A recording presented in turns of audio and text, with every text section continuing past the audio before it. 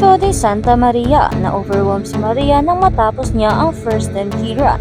Kung bago ka lang sa channel na ito, huwag kalimutang mag-like, share, comment, and subscribe.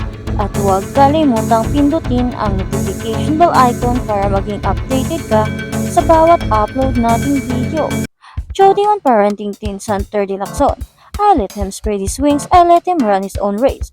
Alam kong sinusubukan niyang igiit ang sarili niyang kalayaan, na okay lang dahil sarili niyang tao at mayroon siyang sariling pagkakakilanlan. Nanawagan ang aktres na si Jody Santa Maria na overwhelm si Maria nang matapos niya ang kanyang unang 10K run sa kanyang Twitter account. Nag-post si Jody ng mga larawan ng kanyang pagtakbo habang ikinukwento niya kung paano siya nagkaroon ng lakas ng loob na mag-sign up at tumakbo. I started running late last year to prepare for a rule. During training, naiisip ko, what if sumali ako sa race? But I would always tell myself hindi ko kaya, she said. Until I mustered the courage to sign up for one, which I only told a handful of people kasi nahihiya ako. I thought sasabihin ko na lang sa iba pagtapos na. Then I got injured. Sa ibang story na time na ito, tinagdag niya. Sinabi ni Jody na ang kanyang unang pagtakbo ay isang emosyonal na karanasan. Kaya ang pagtawid sa finish line ng aking unang 10K ay isang emosyonal na karanasan para sa akin. Hindi ito naging isang madaling paglalakbay at maraming mga pagdududa kung maaari kong maabot ang puntong ito, sabi niya. Every step was a reminder of the countless hours during therapy, kahit hindi naman ako atleta. The frustrations of setbacks and determination to rise above it all kahit kinakabog ang dibdib. As I approached the finish line, I was flooded with relief. Ang isang napakalaking pakiramdam ng pasasalamat, dagdag niya pa. Ibinahagi din niya ang kanyang mga realisasyon habang pinasalamatan niya ang mga taong sumuporta sa kanya. I realized a run is more than just a number. It represents resilience and perseverance and the unwavering belief na kakayanin mo anything you put your mind and heart into. Ayan ang haba na nito. Pagpasensyahan niyo na. Here's to overcoming may hamon at pagtatakda ng mga bagong layunin, sabi ng aktres. Tinapos niya ang kanyang post sa pamamagitan ng pasasalamat sa mga taong tumulong sa kanyang pagtakbo. Susunod na mapapanood si Jody sa upcoming drama na Lavender Fields, co-starring with Maricel Soriano, Ido Monzano, Albert Martinez, Janen Gutierrez, Jolena Magdangal at Jericho Rosales. At sa kabilang banda naman, SB19, Bini Mariano, hakot nominasyon sa Awit Awards 2024. Ibinandera sa social media ang mga nominado para sa ika-37th edition ng Awit Awards. Ilan lamang sa mga humakot na approved entries ay ang P-Pop Kings na SB19 P-Pop Girl Group na Bini, pati na rin ang singer-actress na si Bel Mariano.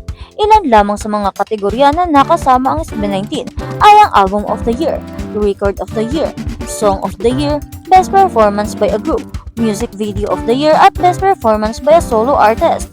Ang smash hit na Pantropiko ng Bini kasali sa Record of the Year, Song of the Year, Best Pop Recording, Best Engineered Recording, Best Performance by a Group, at Best Vocal Arrangement. Kabilang rin ang girl group sa mga pagpipilian sa Best Inspirational Recording at Music Video of the Year, at Bugambilya na Manibel ay nasa listahan ng Song of the Year, Best Ballad Recording, Best Traditional Contemporary Folk Recording, at Best Vocal Arrangement. Napabilang rin si Belle sa Best Collaboration, ang isa pang kanta ng actress na Autumn. Ang ilan pang music artist na naglalaban para sa Song of the Year ay sina Maki, Dines, Julia, Juan Carlos at Zach Dapudlo at Al James. Narito ang full list ng approved entries para sa upcoming awards event na ibinandera ng Philippine Association of the Recording Industry or PARI sa Facebook. Ang eligible entries sa event ay mga kanta, album at iba pang music-related performance na narelease mula January 1 hanggang December 31 ng 2023. As of this writing, wala pang detalye kung kailan at saan gaganapin ang 37th Awit Awards. At sa kabilang balita naman, Camille Prats Zendrata Abrera, sang-ayon ba sa divorce sa Pilipinas? Nagpahayag ng sariling opinyon ang TV host na si Camille Prats at Sosie Entrata Abrera kaugnay sa divorce nito sa ating bansa. Ito ay matapos silang mag-guest sa Fast Talk with Boy Abunda at tanungin tungkol dito. Ayon kay Suzy, sakaling hindi maging legal ang divorce ay dapat magkaroon ng batas ang lahat ng anyo ng pang-aabuso. Criminalize abuse, sambit niya. Patuloy niya pa, if that is the reason why you guys are together, tapos di ka makawala kasi walang divorce. Dagdag pa ni Suzy, all forms kasi usually physical lang, pero hindi pati mental emotional. Para naman kay Camille, bukod sa pagiging debotong Kristiyano, hindi siya sang-ayon sa divorce dahil may epekto ito sa mga anak. For me, kasi I came from a place. As much as possible, I want sana na hindi magkaroon ng divorce. Sambit pa niya sa King of Talk na si Boy Abunda. Paliwanag niya, because I see the children suffering from that. Para ngayon kasi kapag lagi kang ganon, yung pag-iisip natin sa mag-asawa, na that's always an option. Then whoever we find in life, di naman perfecto yung tao na yun eh.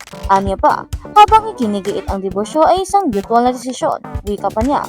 Kasi iba rin naman kapag babae lang ang nakikipaglaban, pero ayaw naman ng asawa mo. Kung matatandaan, nauna nang nagbigay ng opinyon ang ilang celebrities na sina Ann Cortez, Maxine Magaluna, Claudine Barrito at Janes de Belen na approve sa nasabing divorce bill. At habang sa kabilang balita naman, Marina Summers pa kay Vice, I am so proud of you, you are the best. Kilig na kilig ang drag queen na si Marina Summers nang makasama at makaharap niya ang ng personal, ang phenomenal box office star na si Vice Ganda. Nangyari ang kanilang pagkikita sa naganap na Love Laban to Everyone concert sa Quezon City bilang bahagi ng Pride Month celebration nitong nagdaang June.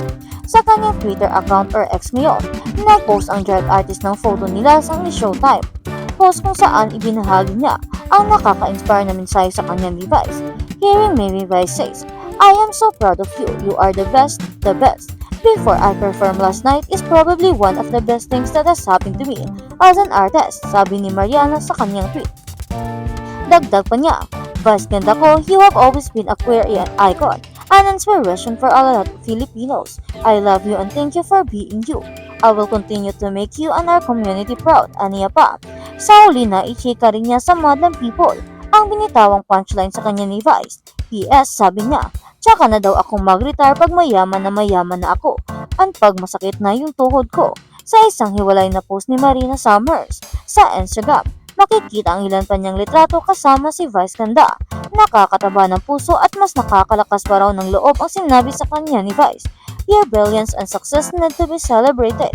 You are our pride, ang mensahe raw sa kanya ng TV host, comedian at gay icon.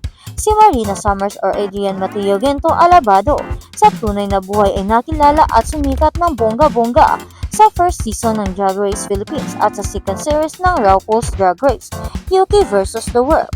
Magkaroon ng batas ang lahat ng anyo ng pang-aabuso, criminalize abuse, sambit niya.